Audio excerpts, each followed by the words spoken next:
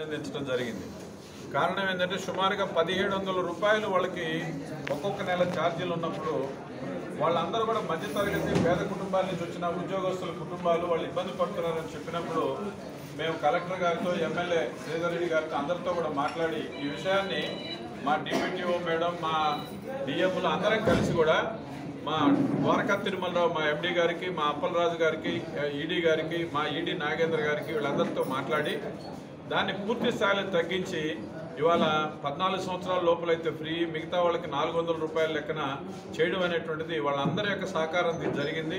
ఆ రకంగా కేంద్రీయ విశ్వవిద్యాలయంలో చదువుకునే పిల్లకాయలకి మా వంతు సహాయం అందించాం.